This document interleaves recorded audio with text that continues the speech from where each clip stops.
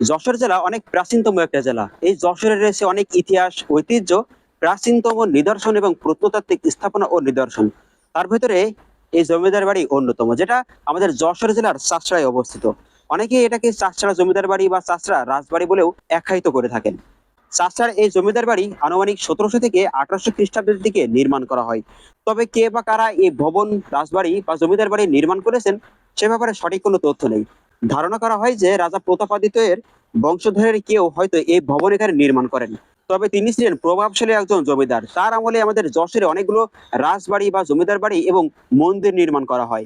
তো এটা সম্ভবত প্রতাপাদিত্য এর বংশধরেরা কেউ নির্মাণ করেছেন, তবে এখানে হয়তো তারা বেশি দিন থাকতে পারেনি। দেখতে পাচ্ছেন ভবনটি এখন আমাদের যশোরের চাষড়া পৌরপালিকা এর অফিসের ভিতরে রয়েছে। জায়গাটা এখন অনেকাংশে দখলই হয়ে গেছে বলা চলে। তবে এই ভবনটি জায়গা যতটুকু রয়েছে পুরোটাই ভূতের একটা পরিবেশ এবং জরাজীর্ণ ভাঙাচোরা পরিত্যক্ত একটা জায়গা হয়ে গিয়েছে। অনেক ভূতের একটা পরিবেশ তৈরি হয়ে গেছে এখানে। এটা হয়তোবা সংস্কার করা যেত, তবে এখন আর সংস্কার করা যাবে না। এটা হলো চাষড়া জমিদার বাড়ির সে অসম্পূর্ণ অংশ।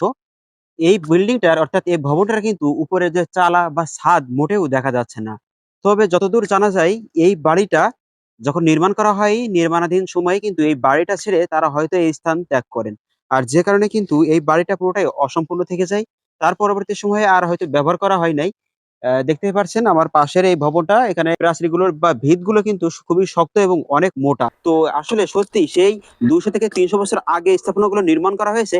এখনো পর্যন্ত দাঁড়িয়ে আছে এই স্থাপনা। কিন্তু এর উপরে যে ছাদ বা ঢালাই কিন্তু দেওয়া হয় নাই। তো এই দেখে মনে হচ্ছে এটা কিন্তু একটা অসম্পূর্ণ অংশ চাষড়া জমিদার বাড়ির। তো দেখতেই পাচ্ছেন শহরের বুকে এই ভবনটা জরাজীর্ণ আর ভাঙাচোরা অবস্থায় রয়েছে অনেক অনেক দিন।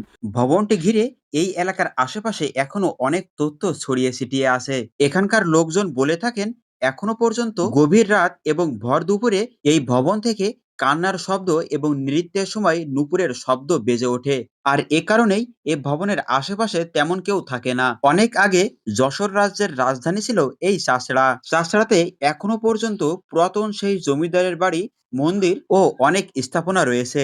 যশোরের চাষড়ার এই জমিদার বাড়িটি যশোরের চাষড়া টু টার্মিনাল সড়কের বাম পাশে ওজোপাডিকো এর অফিসের ভিতরেই রয়েছে। ভবনের চারপাশে শুধুই বন জঙ্গল, এমনকি ভবনের ভিতরেও বন জঙ্গল আস্তানা গেড়েছে। আর এই কারণেই এই ভবনটি ঘিরেই সৃষ্টি হয়েছে এক ভুতুড়ে পরিবেশ। ভবনগুলোতে ধরেছে ফাটল, ইটগুলোও যেন খসে খসে পড়ছে। আর ফাটল দিয়ে বেরিয়ে এসেছে অনেক অনেক বটগাছ। যাই হোক, দেখতেই পারছেন আমার পিছনে এই চাচরা জমিদার বাড়ি। তো আজকের চাচরা জমিদার বাড়ি নিয়ে ভিডিওটি এই পর্যন্ত। এই ভিডিওটি সম্পূর্ণ দেখার জন্য অনেক অনেক বেশি ধন্যবাদ। সম্ভব হলে ভিডিওটি শেয়ার করবেন আর সকলকে যশোরের চাচড়ার এই পুরাতন স্থাপনা, যশোরের ওজোপাটিকো অফিসের ভেতরে অবস্থিত চাচড়ার এই জমিদার বাড়ি দেখতে আসার আমন্ত্রণ রইল।